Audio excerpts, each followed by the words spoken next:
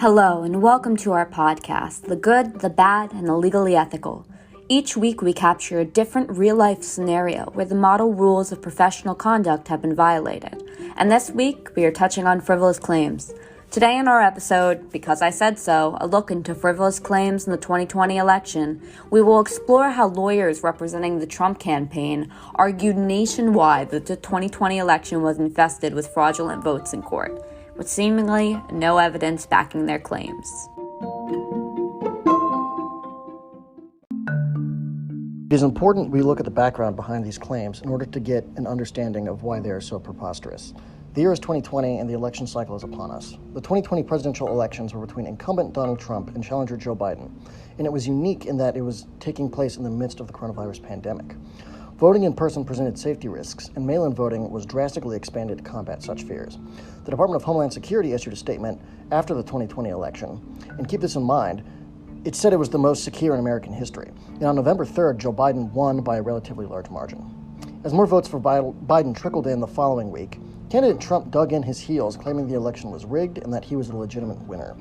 Trump cited several reasons to back his claims: that mail-in voting was prone to manipulation, that undocumented immigrants voted for Biden en masse, and that large dumps of votes were counted in the middle of the night.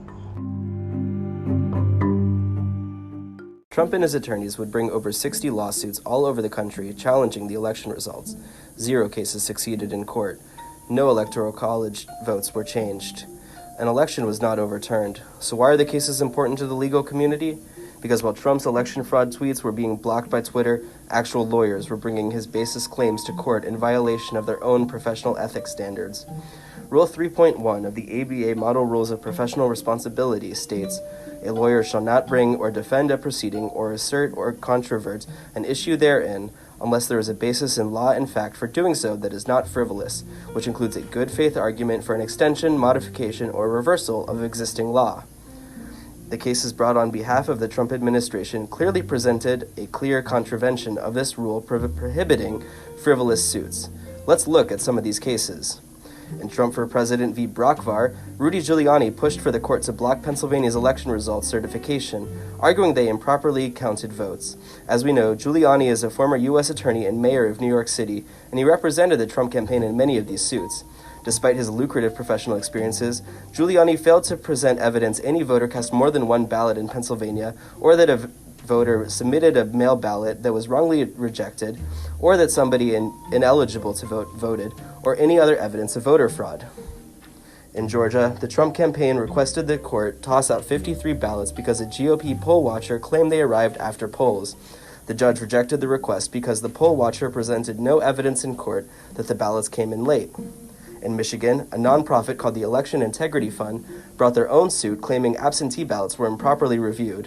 The court refused to stop the certification of election results because the fund presented no evidence that election oversight protocol was ignored. The list goes on and on where election fraud cases were turned down for their inability to substantiate their accusations. But the legal community responded by not just turning down these cases, but recommending the lawyers involved for disbarment.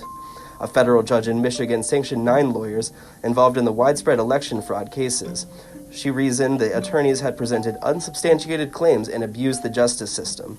As a result, Rudy Giuliani has been suspended from practicing law after an appeals court found he lied, making demonstrably false and misleading statements to the courts, lawmakers, and the public in trying to overturn the election. The following is a quick clip of Giuliani expressing his outrage to the press over his suspension.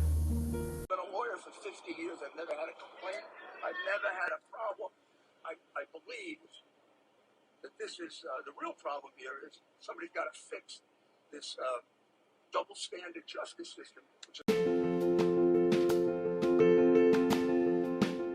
All of these cases tie together to show a historic and profound abuse of the judicial process. There is good that came from these cases, however. Given the hyper-partisanship during the Trump administration, it's amazing that at least 86 judges spanning both parties and from all over the nation dismissed the cases because they had no merit. This suggests that when the legal system is put to the test, as in these cases, there are fair-minded judges who still will call a spade, regardless of their politics.